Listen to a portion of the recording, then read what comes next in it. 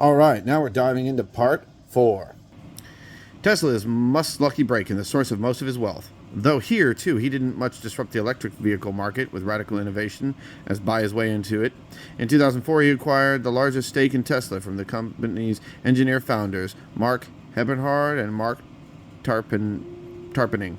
As the largest shareholder, Musk took over the company board. Later, he installed himself as CEO, lending his face and voice to the mission of promoting a new kind of car company that would liberate individual transportation from its dependence on petroleum and organized labor.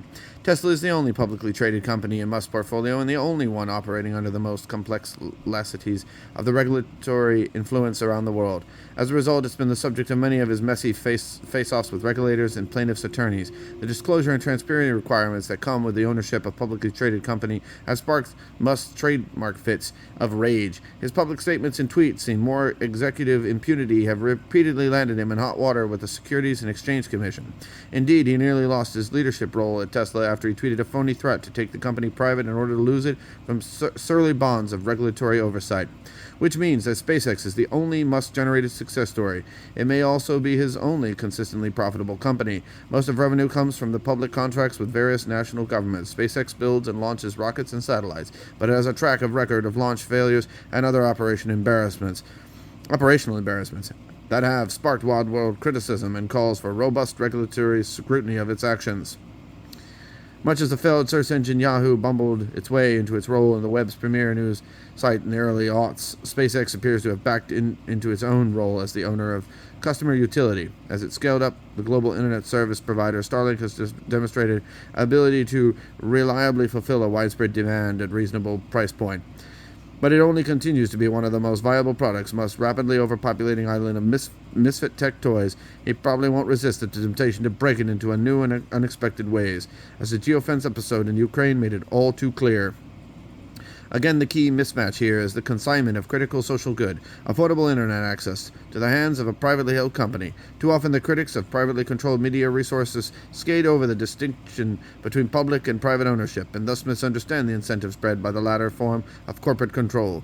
To cite one decisive political illustration of these differences, it was a hallmark of Trump's 2016 presidential campaign and subsequent term in office that nearly all of his marquee funders and advisors came from the world of private capital. Much of Trump's lead of economic and trade initiatives followed the path laid by such dubious sources.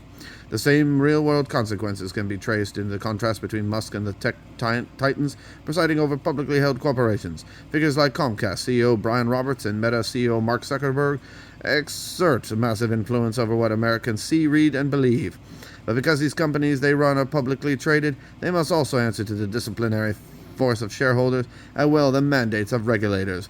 Of course, the shareholders aren't monolithic force for the good, far from it. In a corporate managerial regime driven by the mandate to maximize stock returns above all else. However, certain blocks of shareholders, such as pension funds and university endowments, can exert pressure on company managers to evince concern about issues like workplace diversity, environmental damage, and harms to democracy.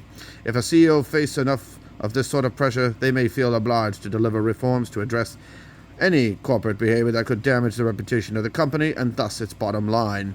In addition to these big players in the security market, short sellers and the activist investors have also helped discipline firms in the market, often forcing corporate boards to address issues they'd otherwise ignore, such as insupportable growth projections or shady accounting practices. Activist investors and short sellers have already aired important criticisms of how Tesla is run and demanded that the company be held accountable for its legal and physical failures. Investor Jim Canos cautions that Tesla is ridiculously overvalued and that a market capitalization 75 times higher than that of its revenue. As a result, it's safe to say that Musk hates short sellers more than anyone and else on his rapidly expanding enemies list. Earlier this year, Musk settled a defamation suit brought on by a Tesla short seller that the anapathy is likely the one reason why Musk immediately took Twitter private after he acquired the company and has harbored some plans for Tesla. Stay tuned now, viewers and followers.